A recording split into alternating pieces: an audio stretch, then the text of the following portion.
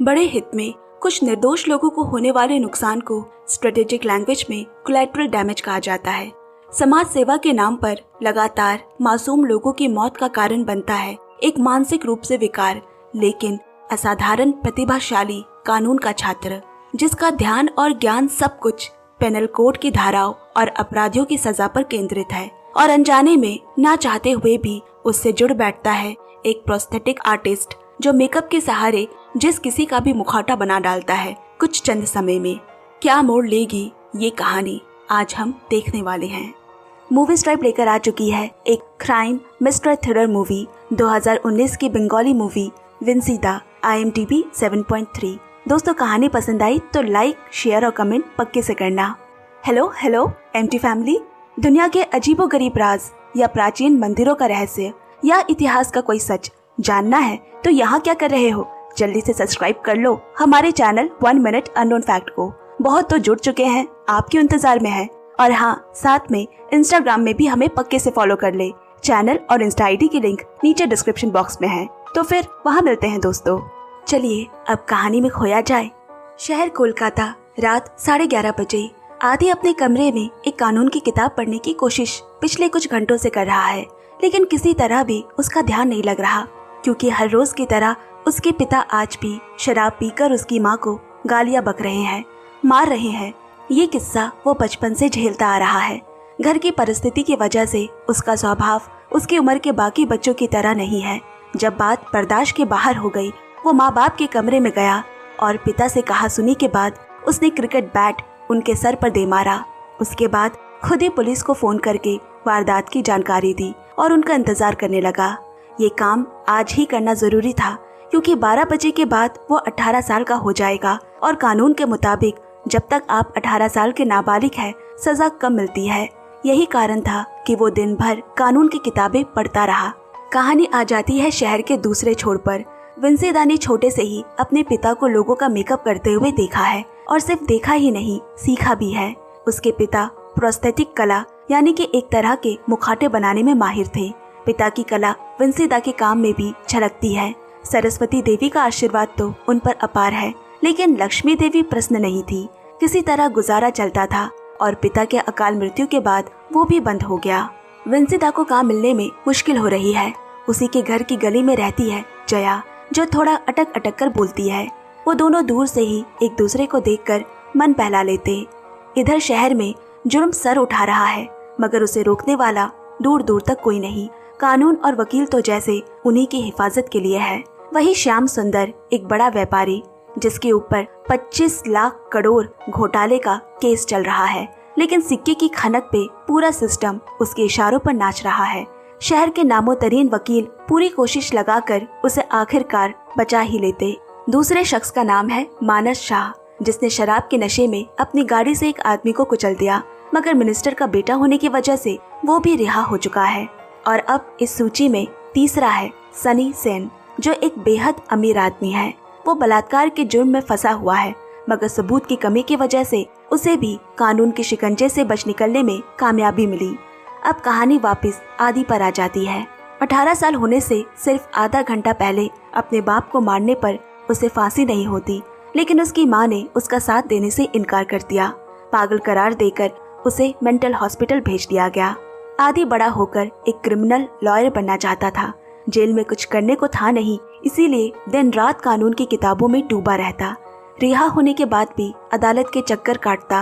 अब वही उसकी पाठशाला बन गई। सबसे आखिरी की बेंच पर बैठकर हर केस के पहलू को वो बारीकी से सुनता, और ऐसे करते करते उसे किसी भी कानून की किताब से ज्यादा ज्ञान हो गया। इस तरह धीरे धीरे उसने अदालत के बाहर अपनी एक छोटी सी दुकान शुरू कर दी। वहाँ के बाकी वकीलों को अब वो मशवरा दिया करता और उनसे पैसे खाता। एक वकील का काम क्या है? न्याय दिलाना, ना कि न्याय करना। बस यही फर्क आदि के दिमाग से परे है। वो न्याय करना चाहता है, चाहे जिस भी तरीके से हो। एक दिन उसने रास्ते में भागते एक पॉकेट मार को पकड़ा और उसे अधमरा कर खुद ही थाने ले गया। इतना ही नहीं, उस चोर पर क्या क्या धाराएं लगनी चाहिए वो तक भी पुलिस को सुनाकर आया।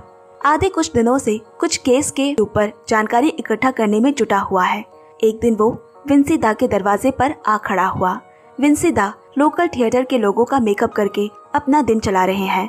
जब आदि ने उसे बताया कि मशहूर बिजनेसमैन श्याम सुंदर, जिसपे 25 लाख करोड़ के घोटाले का केस चल रहा था, अब रिहा हो चुका है, उसकी जीवनी पर एक फिल्म बन रही है, तो उसके शारीरिक गठन, कद, कूचे और मुख के लिए मुखौटे का इंतजाम करना होगा, जो बिल्कुल हूबहू लगनी चाहिए।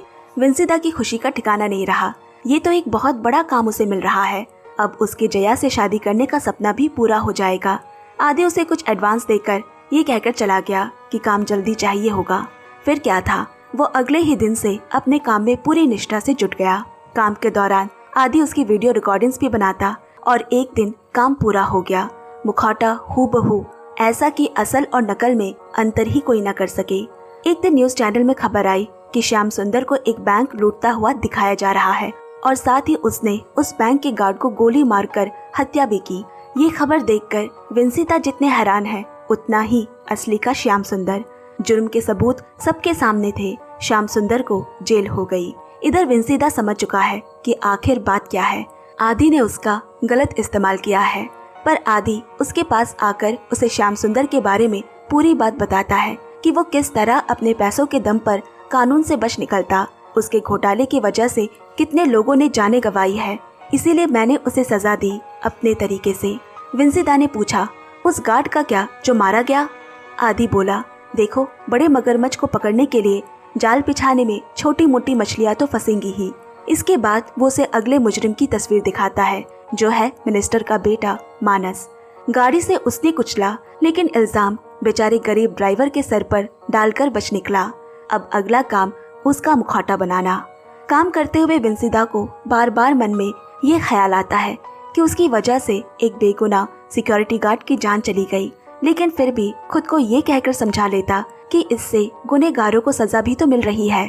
कुछ दिनों बाद वो सब कुछ भूलकर जया को घुमाने लेकर गया, क्योंकि आदि से काम के पैसे जो मिलने लगे हैं। काम पूरा होते ही आदि अगले शिकार की तलाश में निकल पड़ा। मानस आज भी नशे में धुत है और गाड़ी चलाने के लिए उसके दोस्त से उसकी बहस हो रही है। मेरा कोई कुछ नहीं बिगाड़ सकता, मालूम है ना मैं किसका बेटा हूँ, मानस बोला और गाड़ी लेकर अकेले निकल गया।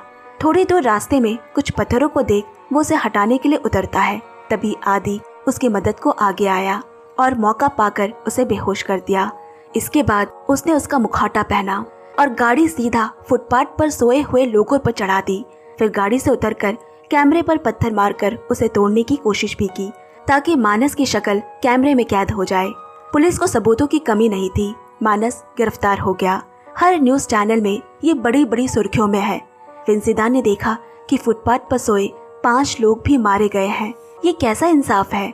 विंसीदा को कुछ समझ नहीं आ रहा, वो न्याय की मदद कर रहा है या अन्याय की, और तुरंत घटना स्थल की तरफ चल पड़ा। तभी वहाँ एक बच्चा अगरबत्ती बेचने उसके पास आया। विंसीदा को उस पर दया आ गई और उसने कुछ खरीद लिए। तभी उसे उस बच्चे से पता चला कि कल रात जो लोग यहाँ मरे थे, उनमें से एक उसका बाप भी था। अब घर में कमाने वाला कोई नहीं। विंसीदा को बहुत दुख और पछतावा हो रहा है। वो उसके साथ उसके घर गया और उसकी माँ को कुछ पैसों से मदद करना चाहा, मगर वो चुपचाप अंदर चली गई। उसे भारी मन से लौटना पड़ा। अब की बार उसने तय कर लिया कि वो और आदि के लिए काम नहीं करेगा, मगर आदि के पास उसके हुक्म का इक्का जो है, मुखौटा बनाते हुए उसकी वो वीडियोस, काम तो उसे करना पड़ेगा। अब बिल्कुल इसी तरह वो आखिरी मुजरिम सनी सिंह के काम को भी अंजाम देते हैं। वो भी अब पुलिस हिरासत में है, क्योंकि पुलिस को उसकी एक लड़की के साथ जबरदस्ती करते हुए वीडियो बरामद हुई है। आखिर में विंसीदा आदि के पास जाकर बोला, देखो, मैंने तुम्हारे सारे काम कर दिए हैं, अब तुम अपने रास्ते जाओ और मैं अपने रास्ते। तुम्हारे पास मेरा जो भी वीडियो है वो मुझे दे दो।